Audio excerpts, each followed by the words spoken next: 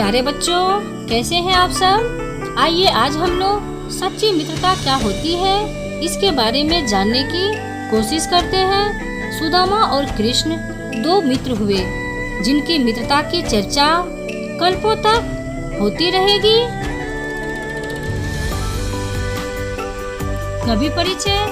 हिंदी साहित्य के प्रमुख 4 कालखंड हैं। पहला वीर गाथा काल या आदि काल, भक्ति काल, नीति काल, आधुनिक काल। भक्ति काल को हिंदी साहित्य का स्वर्ण युग कहा जाता है। इस काल में ऐसे मनीषी कवि हुए जिन्होंने अपनी भक्ति परक रचनाओं से हिंदी साहित्य को नई ऊंचाई दी। भक्ति काल की 2 धाराएं हुई, सगुण भक्ति काल और निर्गुण भक्ति काल। सगुण जिसमें गुण हो अर्थात जो आकार में निरूपित हो उसे सगुण कहते हैं। सगुण की 2 धाराएं हैं, राम भक्त और कृष्ण भक्त। निर्गुण जो निराकार हो अर्थात जिसमें गुण न हो उसे निर्गुण कहते हैं। निर्गुण की भी 2 धाराएं हैं, ज्ञान मार्गी और प्रेम मार्गी। हिंदी साहित्य के महान कवियों में नरोत्तम दास जी का महत्वपूर्ण स्थान है। ये सगुण धारा के कृष्ण भक्त आचार्य हैं। इनकी भाषा ब्रज भाषा है। भक्ति के 5 स्वरूप हैं, शांत, सख्य, दास्य, प्रिय और वात्सल्य। कृष्ण सुदामा की मित्रता अलौकिक है। सुदामा भक्ति के दूसरे रूप सख्य के रूप में श्री कृष्ण की आराधना करते हैं और श्री कृष्ण भी अपने बाल सखा सुदामा के प्रति निर्विकार भाव से मित्रता के बंधन में बंध जाते हैं। यद्यपि सुदामा दरिद्र है, फिर भी श्री कृष्ण को उनके प्रति किसी भी तरह की घृणा नहीं है।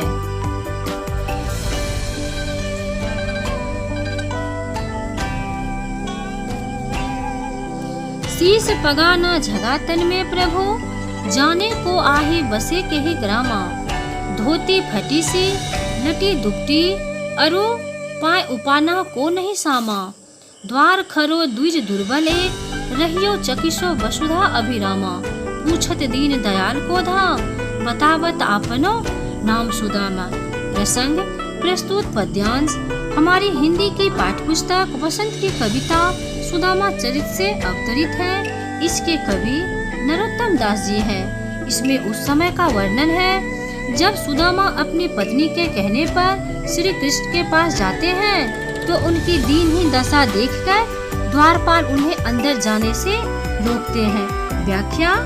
जब सुदामा अपनी आर्थिक परेशानियों से तंग आकर अपनी पत्नी के कहने पर श्री कृष्ण से मिलने द्वारिका जाते हैं तो श्री कृष्ण का द्वारपाल उन्हें देखकर अचंभित हो जाता है और श्री कृष्ण जी से जाकर कहता है कि हे प्रभु, द्वार पर एक निर्बल ब्राह्मण आया है जिसके सिर पर न पगड़ी है न शरीर पर कुर्ता, न जाने किस ग्राम का वासी है। उसकी धोती फटी हुई है और अंग वस्त्र लटक रहा है। उसके पैरों में जूते भी नहीं हैं। वह महलों व द्वारिका की धरती की सुंदरता को देखकर चकित हो रहा है। वह दीनों पर दया करने वाले श्री कृष्ण का नाम पूछ रहा है और अपना नाम सुदामा बताता है। ब्रज भाषा का सुंदर प्रयोग है। फटी सी में उपमा अलंकार, द्विज दुर्बल में अनुप्रास अलंकार का प्रयोग है। ऐसे बेहाल विवाइन सो, पग कंटक जाल लगे पुनि जोए। हाय महादुख पायो सखा तुम, आए इते न किते दिन होए। देखी सुदामा की दीन दशा, करुणा करके करुणा निधि रोए। पानी परात को हाथ छुइयो नहीं, नैनन के जल सो पग धोए। इसमें उन्होंने कृष्ण और सुदामा के सरल प्रेम का चित्रण किया है। जब कृष्ण ने सुदामा की दीनहीन दशा देखी तो वे कैसे विह्वल हो उठे। व्याख्या।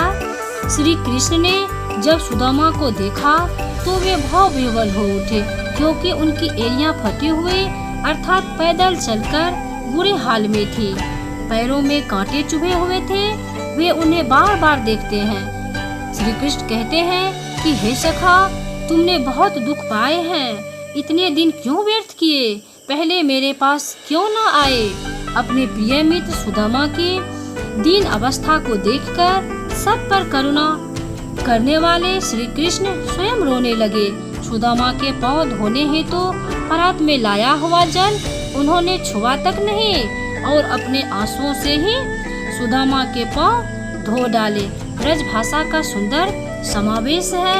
नैनन के जल सो पग धोए में अतिशयोक्ति अलंकार है। दीन दशा करुणा करके, करुणा निधि, पानी परात आदि शब्दों में अनुप्रास अलंकार है। कछु भाभी हमको दियो सो तुम काहे ना दे, चापी पोटरी कांख में रहे कहो के ही हेतु, आगे चना गुरु मात गए ते लये तुम चाबी हमें नहीं दीने। श्याम कहियो मुस्काए सुदामा सो, चूड़ी की बान में हो जो प्रवीणे, पोटरी कांख में चापी रहे तुम खोलत नाही सुधारस भी ने, पाछली बानी अजो न तजो तुम तैसे ही भाभी के तंदुल किन्हे। प्रसंग नरोत्तम दास जी द्वारा रचित सुदामा चरित कविता के इस पद्यांश में दर्शाया गया है कि जब सुदामा कृष्ण के पास पहुँचे तो उनके राजसी ठाठ को देखकर अपनी पत्नी द्वारा भेंट स्वरूप दी गई चावलों की पोटली देने में संकोच करने लगे। लेकिन कृष्ण उन्हें बचपन में चनों की चोरी की घटना याद करवाकर चावलों की पोटली उनसे ले लेते हैं। व्याख्या श्री कृष्ण ने देखा कि सुदामा जी एक पोटली को बार बार अपनी बगल में छिपा रहे हैं, तो श्री कृष्ण जी ने उनसे पूछ लिया कि भाभी ने जो मेरे लिए उपहार भेजा है वह मुझे क्यों नहीं देते। वे आगे कहते हैं कि एक बार गोकुल में गुरु माता ने हमें चने दिए थे, परंतु मेरे हिस्से के चने भी तुम ही खा गए थे। कृष्ण ने हंसकर सुदामा से कहा कि तुम चोरी करने में तो कुशल हो, अरे अपने बगल में जो पोटली तुम छिपा रहे हो लाओ इसे मुझे दो। फिर उन चावलों की प्रशंसा करते हुए कहते हैं कि ये तो अमृत रस से परिपूर्ण है। पिछली बार की तरह अब भी तुम मुझे यह भाभी की भेंट देना नहीं चाहते थे, जबकि वास्तविकता यह थी कि सुदामा श्री कृष्ण के राजसी ठाठ के कारण साधारण चावल उन्हें भेंट नहीं करना चाहते थे। उन्हें यह भेंट तुच्छ लग रही थी, परंतु श्री कृष्ण जी ने उन्हें हट करके छीन लिया और खाने लगे।